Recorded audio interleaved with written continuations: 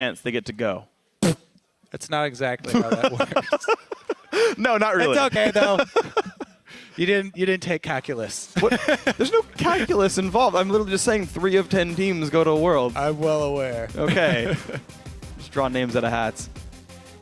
All right, so Lissandra right off the bat, I think that's an all-around good ban. Now, looking at this matchup specifically, Meteos has used Vi 3 times, which is very curious. But that makes me put a lot more pressure on the bottom lane here. Core JJ has shown a lot of success with Sivir, which is also very good against Vi. If Cloud9 really want to continue this trend and go with Vi, they might consider banning out, something like the Sivir for bottom lane for Core JJ, because him and KiwiKid actually have performed really well in lane as of late. So they take out, something from KiwiKid instead, go with the Annie. But the Sivir still remains. And the Jarvan is grabbed. Now, what I will say, though, is as we saw last game, as long as you don't target Sivir, Vida's okay. Thankfully, Xiao gave him a nice shiny Ezreal to two AD carries to go after. Right. Great, there's another option. So they counterpick themselves, that's fine. But, we talk about how as long as High doesn't die too much, Cloud9 does well. Well, whatever, can't play with Vi, who cares? That's the thing. That's a really broad statement. And I know. I mean, people have to look at the actual in-game play. I feel actually like since there's so much pressure from fans and everyone giving High a bunch of flack for dying so much, it has changed his play style, and it's worrisome for me because he's been playing really, really safe now, which is so unlike High, and you lose a lot of things that he actually gained for the team with his really aggressive play style. And now I feel like, at least last week, it seemed like he played a bit too timidly. But we'll see how it rounds out now, because they have been recouping over the last week with their scrims, going a bit better. And right now, they've got a great team fight already picked up. Maokai with some single target peel for Kalista. And anytime you do have any sort of damage reduction, anything to keep Kalista alive in those skirmishes, it's going to do great things for Sneaky, who was one of the earliest adopters of the champions and definitely one of the AD carries. Premier player in the world on Kalista. Absolutely. And I actually want to know, just as my own interest, what build he goes for. So he had gone for a Ruin King first last time we saw him play it. Ruin King into Hurricane, I believe. Yeah. I asked Charlie about it. He's like, yeah, every AD carry just has their flavor of the week builds. They don't necessarily have a reason for it. They just sort of build things in the order they think is correct, and it just changes every week or two. Well, Sneaky does have reasons. I was also talking to him, and he really likes the earlier spike of Blade of the Ruin King. But yeah, you're right. Obviously he's tried out all paths with Kalista, so he can easily go with the Runins if they want that wave clear. I do remember a game he played back last year, though, where Lemon told him an item build in the drive over, and he's like, yeah, I'll just go for it. And he did it for the first time ever in a game. All right, though. As we spent a lot of time on Kalista, the full lineup here for Dignitas pretty much already moused over. And this is the combo they went with. So early pick on that Sivir, as I was looking for with Core JJ. Happy to see him on this champion. He's performed really well with it in combination with Thresh. Because Sivir, again, doesn't have her own dash, but the reposition with Thresh as well as her own ultimate and Spell Shield, she can actually do a good job avoiding the Maokai snare. And it makes the teamfight really hard for High. So this is probably going to be a more split-pushing oriented Zed. We have seen some teams actually try and utilize him as far as teamfights go, but I expect Cloud9 to get some more cross-map play going. They usually like to trade objectives more effectively and go with a split-pushing for High. Wow. And Nidalee is the grab here for Meteos. So yeah, the only champion he's won with so far is Vi. Everything else is lost for him, but Nidalee going to be the pickup here. One of the first jungle Nidalees we're seeing in North America. Now, jungle Nidalee is just ridiculously strong, especially on the patch they're playing it right now. So we'll see how early Meteos can take over the game, because when Cloud9 were in their prime, it was all about Meteos' early jungle moves, getting deep vision, completely tracking the enemy jungler. And even though he's going against Jarvan, who's basically top-tier jungler right now, Nidalee can gain such a huge advantage with quote-unquote cheesy tactics of invading jungles early. And in the early stages of the game where there are very few wards and you have to rely on those trinket wards, the surprise factor of Nidalee popping out is really, really harmful to a team early. Let's see what sort of early lanes shape up here. And the deep wards early, I think, to see if there's a lane swap are going to be really telling for this one. Because Gnar, with the range ability, does have a pretty good 2 versus 1. I mean, balls on Maokai can sustain fairly well and at least clear at his turret. Yes, we'll see how the lanes end up shaping up. But guys, the game is about to go live, so start spamming your votes on Twitter. Send hashtag DIGWin or C9Win to @LOL Esports. As always, we will show your votes throughout the game. Yeah. Right now, people say TSM. They're not in this game. Your sign is useless right now. A lot of fans usually vote with the team with the Gnar and Jarvan combo, but Cloud9 gave that away knowingly. They're definitely well known for giving up combinations like that because they know they can play around it. Gnar, very easy to keep track of the rage and try and work around it. Gnar combo does not work with mini Gnar. It's only when he's in the mega form, and since they have taken a split pushing threat like Zed, we'll see how Cloud9 and High are actually able to manipulate their map presence to work around Gnar and Jarvan combo. Because in exchange for this, they did get Nidalee extremely high pick as well, and Janna, which will help with the extra move speed. This invade is failing pretty bad from Dignitas. Does Balls actually want to go for this? The team is around. Another javelin hits. That's a lot of damage. That could be first blood there if he flashes for it. Yeah, Balls have gone sapling though.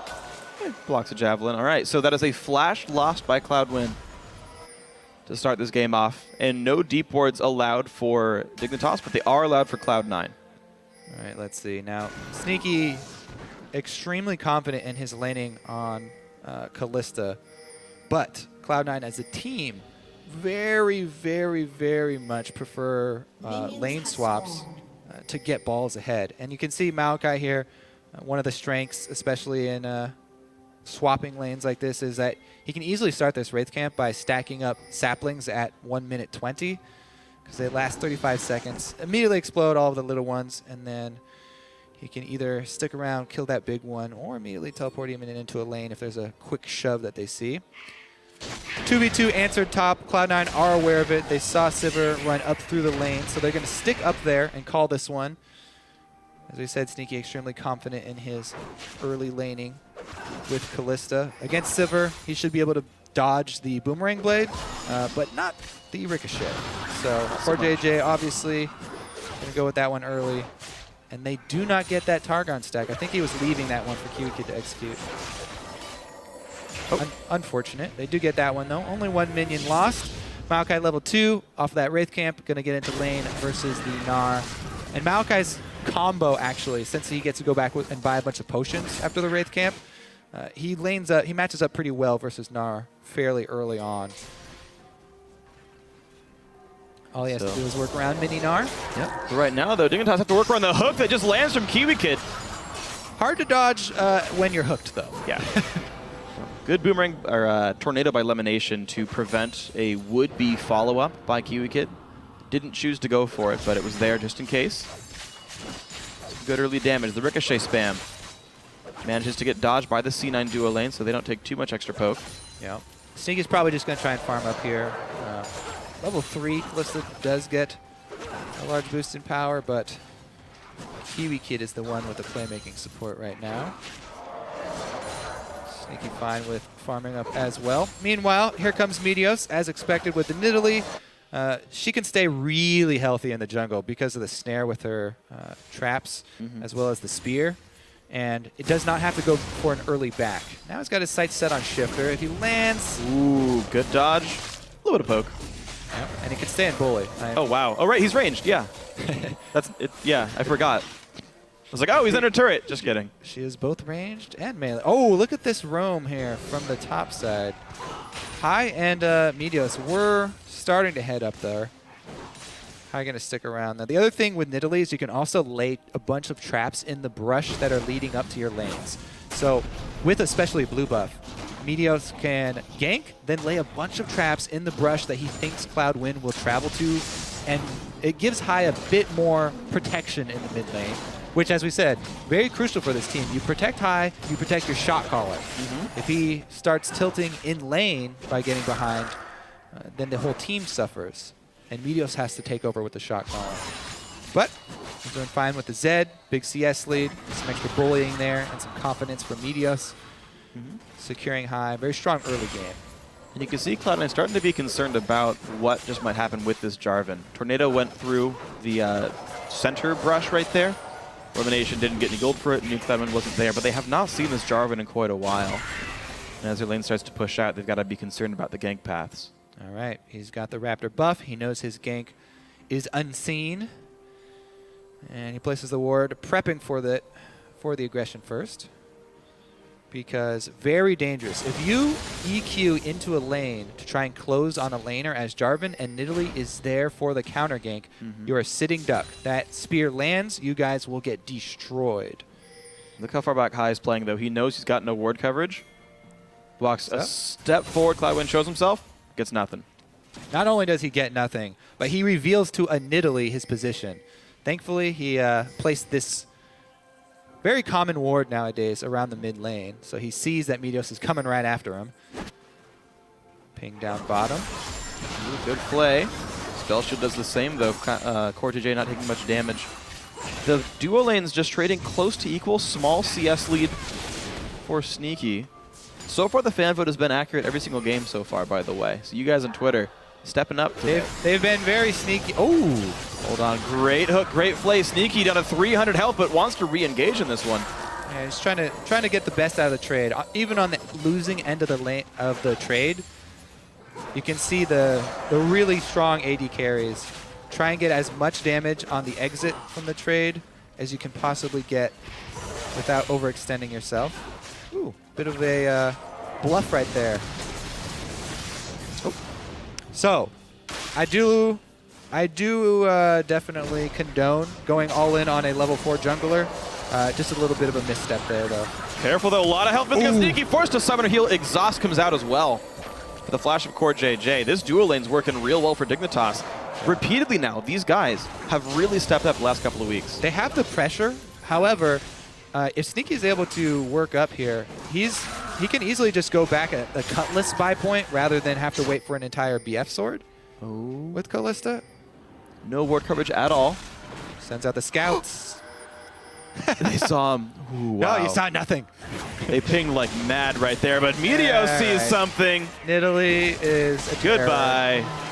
Solo kill in the jungle. Meteos stalks his prey. And I just want to say that, last time, even though they saw Meteos coming after him in the jungle, there's nothing that Jarvan could do to chase him out, and Meteos left behind multiple wards in the jungle. So continuously hunting down Jarvan, as we were looking for, inside his own jungle. And he does finally find that first blood.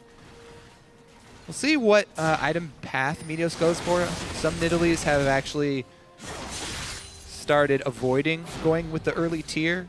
And Zed doesn't necessarily need the blue buff. It does benefit him.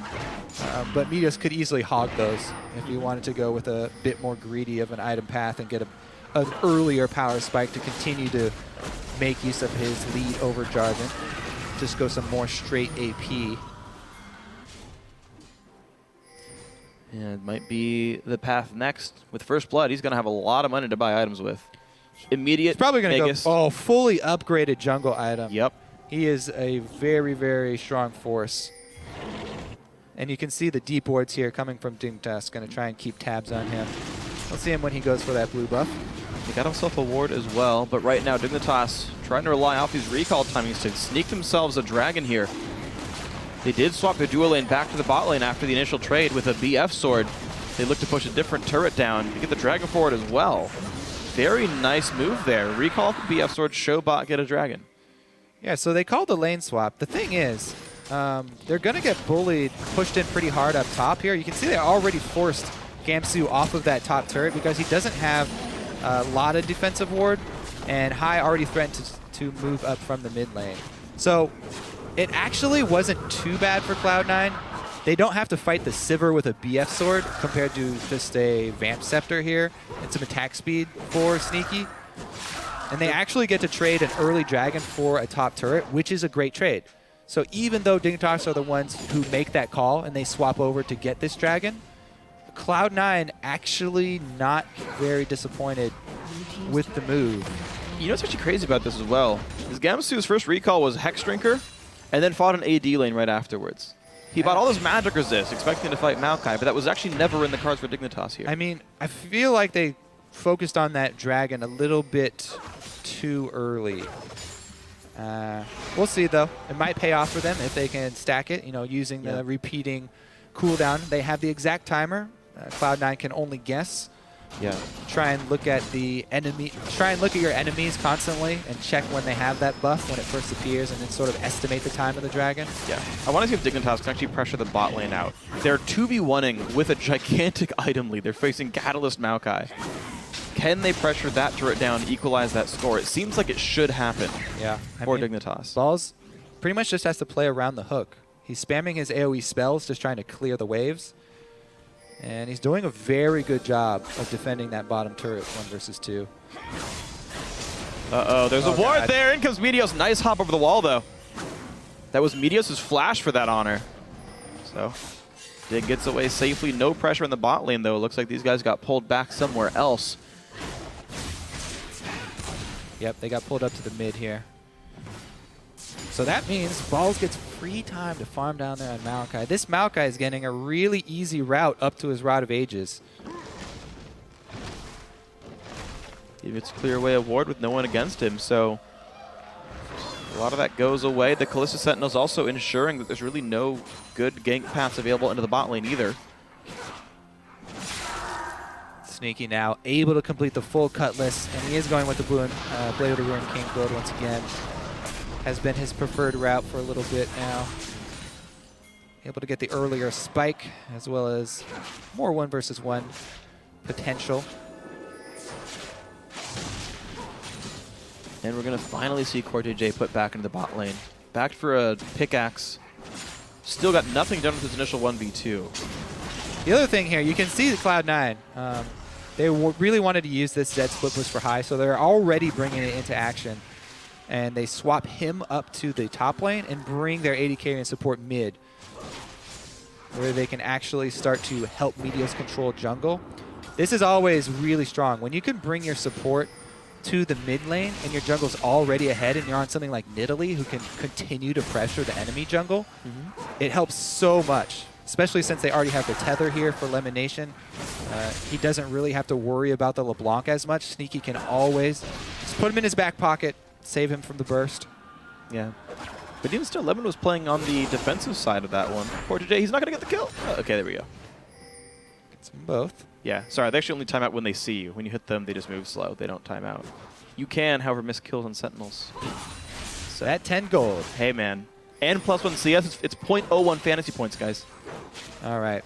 Let's check back in on the split push, though, because the Hex Drinker early that you mentioned for building to lane against Maokai. Once again, Gnar not going to lane against Maokai. They've swapped the Zed up to the top. High can actually kill him in mini form. Now that Mega Form's popping, though, definitely don't want to go for that all in. Plus High, probably going to want his Brutalizer before he really wants to assassinate anyone. Cloud win. Mega Gnar. Shadow used. That is the signal to go in. Flash burn, but the smite comes through. Looks like Dignitas still want this fight. TP comes in for Balls. Will it for Gamsu? Of course not. He's already in the lane. Lantern comes in. Flash by Gamsu, though. Takes the Javelin. Meteos. So threatening. Doesn't want to go into 3 people. Wow, he's going with Rod of Ages second build, too. So he's not going for the tier. He is going for a little bit of stacking. So that's what Diamond went for in their win over Elements, so. And it does, I mean, Link also did that with the mid lane Nidalee, I think. 2 games ago, yeah. Not today, but last week. Yeah, and it gives you a little bit more health to jump in when you do connect with the spear. But see how it works out for Meteos on the jungle Nidalee. There's the Blade of the Ruined King completed for high. Actually not stopping at Cutlass and going for the Brutalizer early. Yeah, I'm not sure on the reasons behind those builds. I see them kind of differ a lot. He had exactly the right amount of money, so that's a good reason to do it. Yeah. I see a lot of Zeds really try and prioritize the early Brutalizer. I want to say Ruined King's better when you're splitting against a tank. Somebody who's going to have a lot of health and a lot of armor, which diminishes the value of Brutalizer. It's also a bit safer when you get collapsed on, because you do have the extra slow and speed boost to try and escape. So since he's starting his split push so early, Blade of the Ruined King, a bit safer option. Yeah. to complete. And again, they swing him down bottom. He's going to get pressure on the bottom turret while they feed all of the mid lane CS over to Sneaky. Try and get him up to the second item. And that means all of Cloud9 is here and available. Balls does not have teleport, so he doesn't go top lane. He stays in the bot side with his team. C9 not willing to give up Dragon number 2, it seems. But they're already pressuring out in the bottom outer turret. This is a very great, clean, quick pickup by Elimination, Balls, and High down there. They share the local gold on the two of them. Dignitas, maybe they'll push mid for this. Yeah, it's a really good decision to push mid. That's where they had their giant amount of wave clear here. Pushing it in very quickly. And Cloud9 just trading objectives, as we see from them a lot. Wow, they back off from just Sneaky and a flanking Meteos. Oh, there's the engage, though. Can they pick up Balls? The root's going to land on him. Kiwi Kid in the front line puts the box down. No real engage from High, but Kiwi Kid forced to flash away. Exhaust on High for nothing. He didn't even ult on this one. Cloud9 need to kite and throw more spears. They need another spear to connect before they can do anything. They saved mid lane to scare Dig. They forced 2 ults. They forced an exhaust at cost of a heal of Sneaky, basically. And Lemon, I guess, ulted too. So actually a reasonably close trade. Nice spell shield by Core JJ. Mid lane, though, pressured by C9 now. It's that turret taking damage. Bot lane outer, by the way, already died here. So C9 out-rotating right now. Not choosing to stay for mid lane just yet. Too much risk for them. And once again, it's the conceptual gain from Cloud9. They give away Gnar, Jarvan on purpose, and then have split push. They take the Zed pretty early, mid-draft, and they try and work Dignitas across the map. You know, force them to make these difficult decisions that Cloud9 are known for forcing their opponents to make. Now they can keep it up, though. They got the really big cooldown out of the way, which is Sivir Ultimate. That's Dignitas' biggest move here, is Sivir Ultimate and flashes on their Gnar Jarvan combo. There is one big risk, which is the fact that there is no ulti up for Elimination right here. If the fight starts, I don't think they can really stop it here from Cloud9. Will Cloud9 want to start it, though? The answer so far looks like no. Meteos and Sneaky will claim themselves the Dragon. So 1-1 on Dragon, C9 3-1 on turrets. Big lead for them. I mean, the call was made. You kind of seem like, oh, why did Cloud9 force that Dragon? They're the team that's supposed to be pulling Dignitas across the map. The reason is that, once again, they're paying attention to the bar on Gamsu, and he had just exhausted Mega Form, so they know they have an open window here, and they work around that. They know that this Dignitas team really relies on either Sivir Ultimate or flashing in to get this Gnar combo off. If the Gnar and Jarvan combo cannot lock down their backline here, then they can actually even go for these neutral objectives. And Cloud9 take the window, capitalize, and get it uncontested. Well done by Cloud9. They are winning by every measure you could think of in this game. Even not quite every single lane, not just yet. Almost every single lane winning in CS as well, so. Great start for these guys. Looks like Hurricane will likely be the next pickup for Sneaky. My guess off that dagger. Yeah, definitely. Could be a Zeal, you don't know. I mean, once you've already got the Blade of the Ruined King, yeah, the second attack speed item, not only does it make you jump faster than you can even walk, but also the on-hit from Blade of the Ruined King applies to everything as well. And if they don't get the stun locked down with the Gnar and Jarvan, then she will rip apart the entire team. One thing to think about, though, with Sneaky is the way Hurricane works right now, until all of the bolts hit the target, you actually can't attack again. So you can actually nerf your attack speed by buying a Hurricane, or you can overbuy attack speed once you've got Hurricane, and the extra attack speed will be useless because you won't attack anyway. Ruined King Zerkgreaves Hurricane is going to be like 2.1 attacks per second, which is past what that cap tends to be with the Hurricane bolts. And we actually saw that kind of happen to Mash when he went for Phantom Dancer third. Yeah. It actually was a fairly useless item for him. So something that Sneaky will have to keep in mind with his builds. Well versed at working around the attack speed scaling of Kalista, though. And it's always ever so nice to be able to reset that rend. Oh, yeah. Fighting near minions. He's so confident with all of these deep wards that they have on the red side jungle that they can even send their AD carry to split push. I mean, I guess they just had High having the buy right then, so that's why they're not using him. But Sneaky taking up the split pushing job because he was in the right spot at the right time, and they have the vision to cover it. Hard engaged Lemonation forced to ult and flash away. Pretty big cooldown with the flash. But once again, Sivir ultimate down. And Sneaky's already up to the turret. And look at that. C9 playing a really good job of split pushing while controlling objectives, controlling when they get engaged upon. They're trading ult for ult, which is very smart. They're not putting themselves in situations where they can be killed until Lemon's ult is back. And they just trade that with Sivir ulti. And Dignitas are unable to force engages in the disparity between those cooldowns. Sivir ult up in 81 seconds. And it's over 100 for Lemonation. There's a 20-second window where there is no disengage. Of course, it's a very small window, to be fair. Yeah. And ideally, Dignitas would like to have Gamsu charge up his Gnar Rage in a side lane and be able to have a ward in position to teleport in. It's so hard to actually coordinate all these things for the perfect engage for Dignitas, considering that you only have that 20-second window to work with. Thing is, you can even go for it still with Janna having her ultimate. If he doesn't have his flash, if you land the combo on Janna, you can easily lock her down. It's true. Very quickly.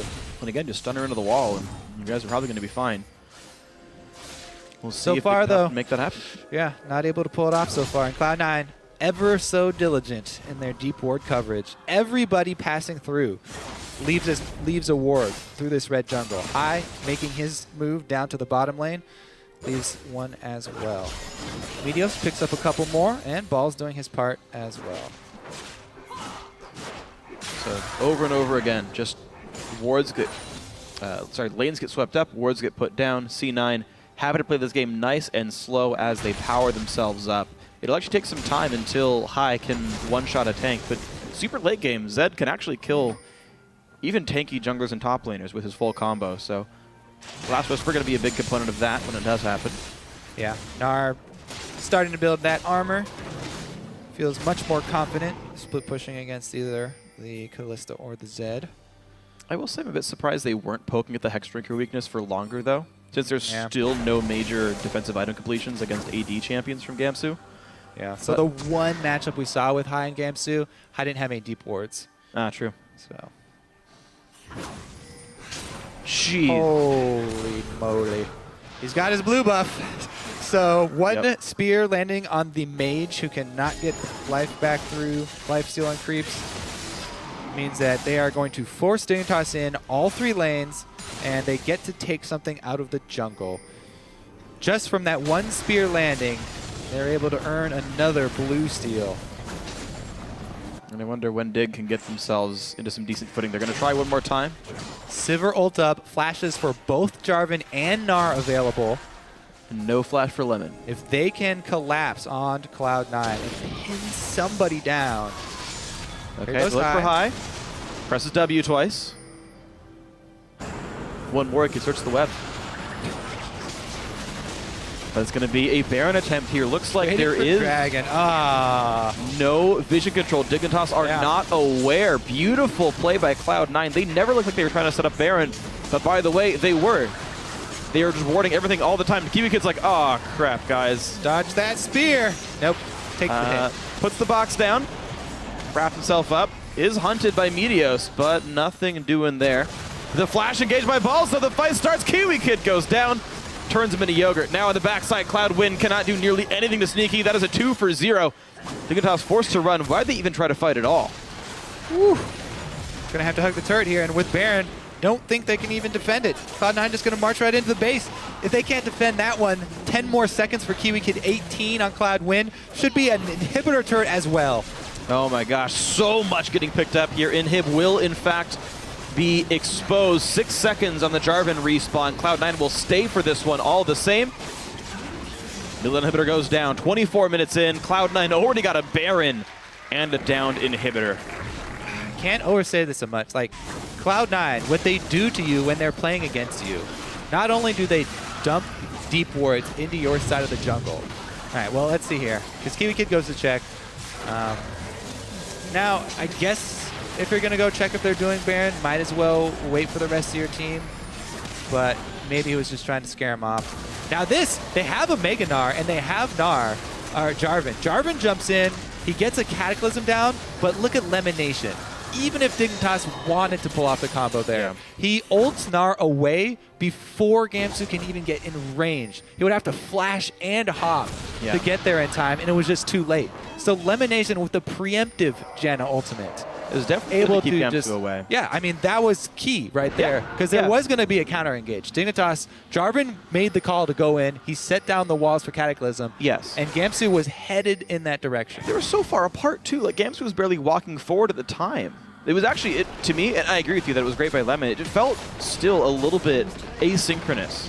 That Gamsu wasn't even in range to hop, right? He would have had to flash. They definitely would have been hard-pressed to win the fight even if they got it off. Yeah. But Lemonation leaves them no opening. These are why Cloud9 games are so clean. Tywin tries one more time. Gamsu is available to Mega Gnar, but did he end his own Cataclysm early?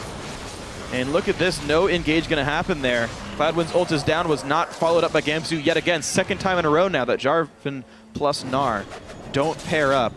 Pulse tanking some of the Boomerang Blade damage.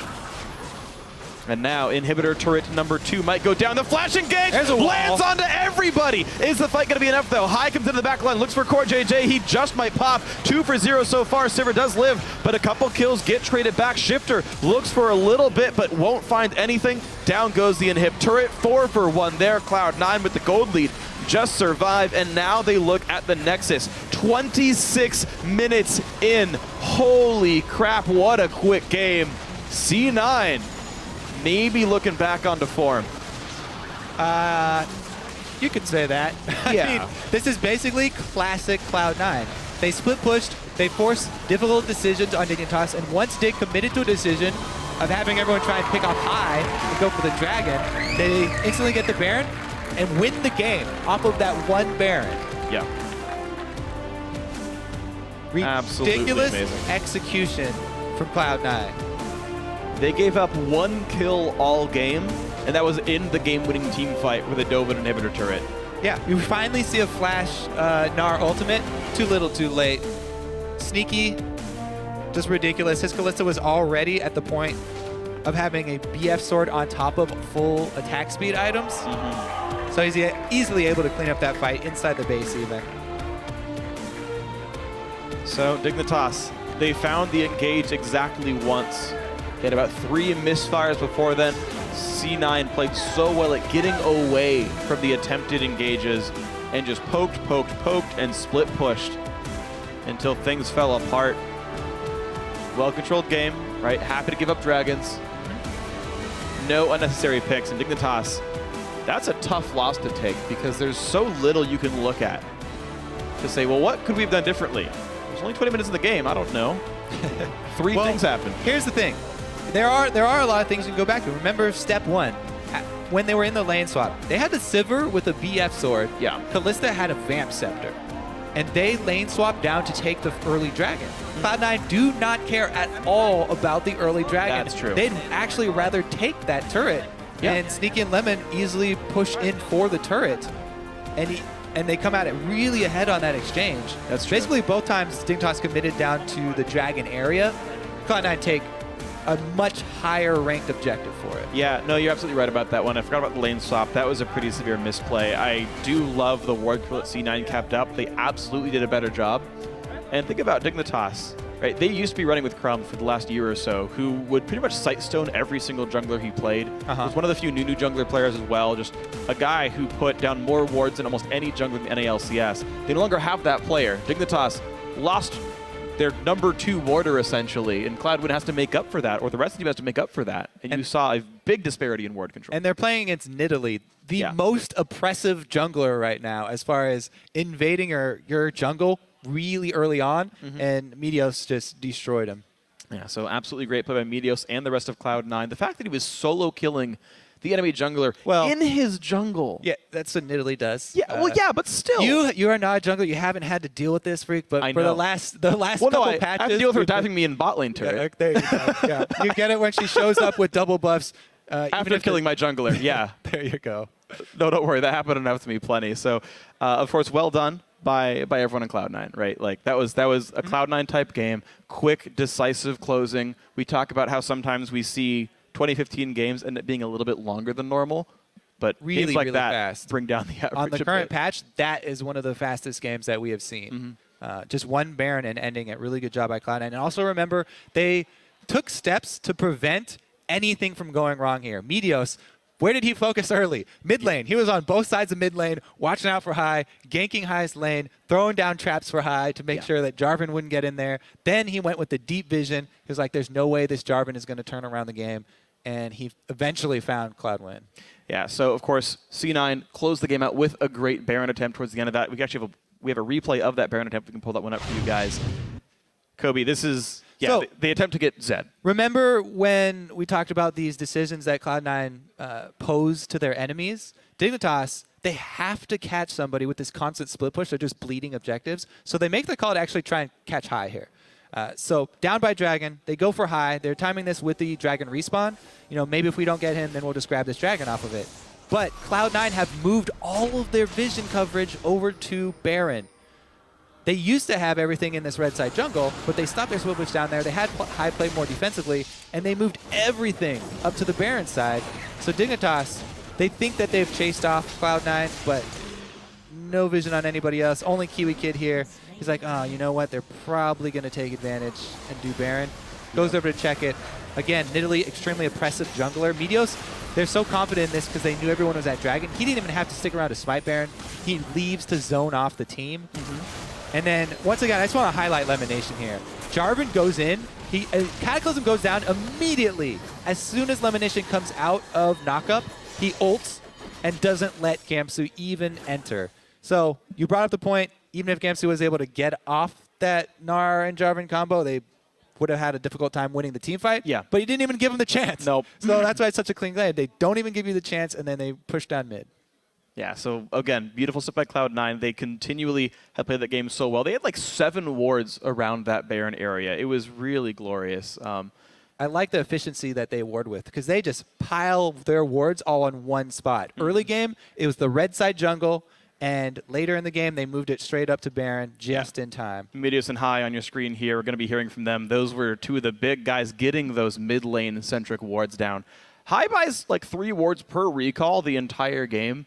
Meteos, his first back was Trailblazer and a pink ward for High. Dropped that one down right away. Just vision control is definitely one of the big things that C9 has to their lead. I'm glad to see them keep that hallmark because that was the way they won that game, was just not allowing any options for Dignitas. Well played by them. But you saw him on the screen. We're going to see him again. Let's see what the pros have to say about that match. Dash is joined at the analyst desk with those 2 guys from C9. Those 2 guys indeed, Freak, High and Meteos. One of the fastest wins we've seen in this current iteration of Summoner's Rift. And Meteos, I want to touch on the confidence clip that we saw during the game, where you were talking about how it can be dangerous for a team to have a boost in momentum and confidence. Games like this, though, have to give you guys an extraordinary amount of confidence. So where do you draw the line between coming out of this game with like, yes, this is the kind of, the form that we want to be in and we can roll with this, and hey, let's not get ahead of ourselves? I think it just comes down to not getting complacent because when you win games, obviously it feels good. You can look at what you did right, but it's pretty easy to just go over a replay where you win and just like look at all the good things you do. Like I could go back, watch me kill Jarvan and be like, oh yeah, I'm so good at the game. But in reality, we should be looking at the things we need to improve on because no matter how well you play, there's always stuff you can be doing better. Maybe we could have warded better. There were some plays we missed out on, just stuff like that. So I think it's just about always looking to improve instead of just trying to think you're good. High, you've always been very outspoken and critical of your own play, about how, even when we spoke to you last week, you were talking about how one of your biggest points of failure right now for the team is the amount of deaths that you were racking up.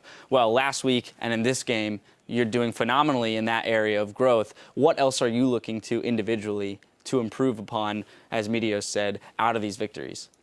Well, even though we win, there's still things we could have done. As an example, when they did the 3-man gank on me tap, and we had balls teleport in, I could have told them to cancel the TP so we would still have it on a shorter cooldown. Even though it's like a minor thing, that's something that we could have done better. And as Meteos said, there are always things that you can always work on to improve on. And I had 100% of our team's deaths that game, so maybe if I didn't, that'd be cool too. But well, yeah. I mean, the deaths, as long as the deaths are coming with a purpose, right? That was something that Jad actually spoke about earlier in the show today was that, deaths are okay if they're the catalyst for something or if they're in, the grander scheme of things, achieving something. But when we look at games like this where you guys had such an early lead, and you do this consistently, right? At 20 minutes in, you had 1 kill to 0, you had 3 to 1 turrets, you had 5K gold lead, and you were 1-1 in dragons. That's a gold disparity, kill disparity, and a dragon differential that we very rarely see. What do you attribute that to on your team? Because you guys do it day after day. I think we as a team just played very well that game for the most part. We played very safe. We had a lot of vision up, so we could always see what they're doing. And when you can see what the enemy team is doing, it's very obvious what they're going to do next. So as long as we don't let them do what they're trying to do, they have no options of any plays they can make. We did our lane phase as well, and then we did a good rotation between our lane swaps, and they got punished for that. We didn't give them a chance to get anything, and when they couldn't get anything, they would start falling behind. You just have to be patient, and you'll win the game as long as you keep up what you're doing. I want to kind of roll that into the jungle because you picked up Nidalee this game, and we know Nidalee as a pretty oppressive jungler, and she seems to fit very well into your play style, Meteos. What is it about that champion that you feel puts her at the top tier right now?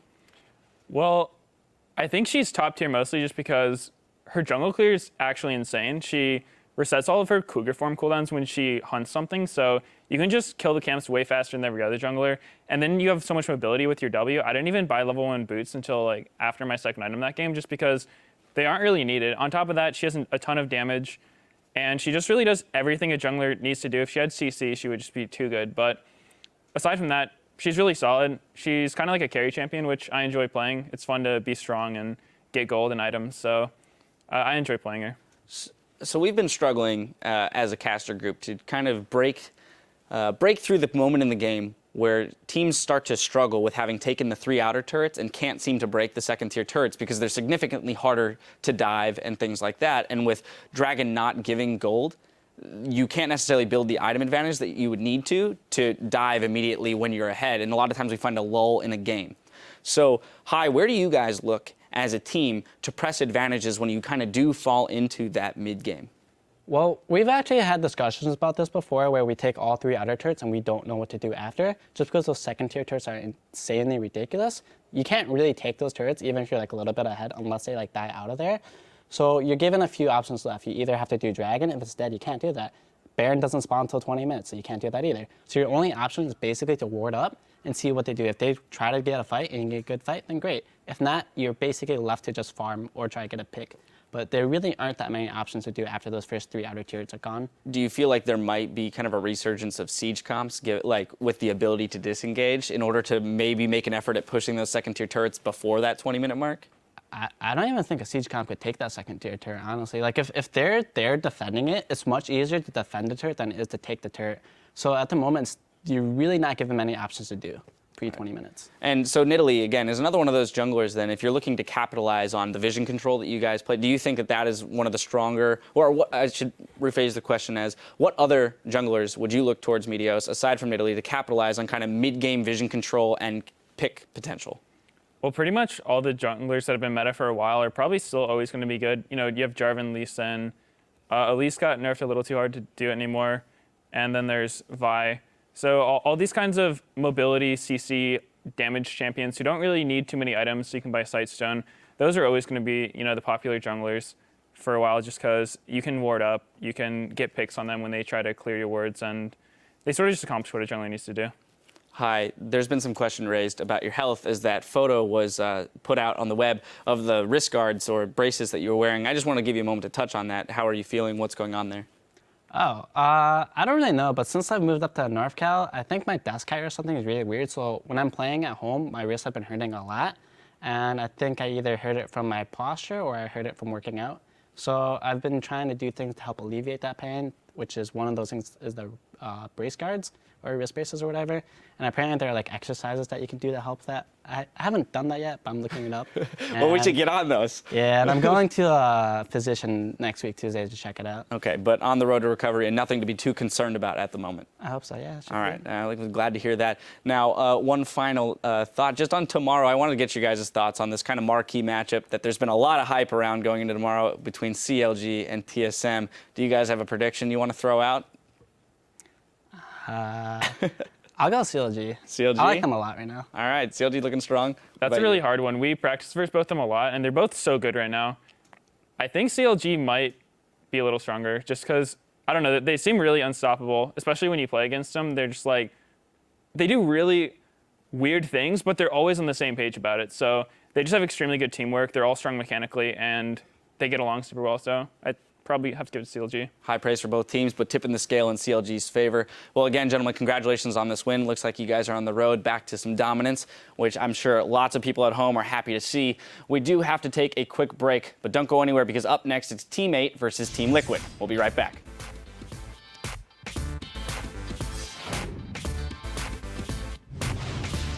The flash engage by Balls, so the fight starts. Kiwi Kid goes down. And the flash engage lands onto everybody. Is the fight going to be enough, though? High comes into the back line, looks for Core JJ. He just might pop. C9 looking back onto form.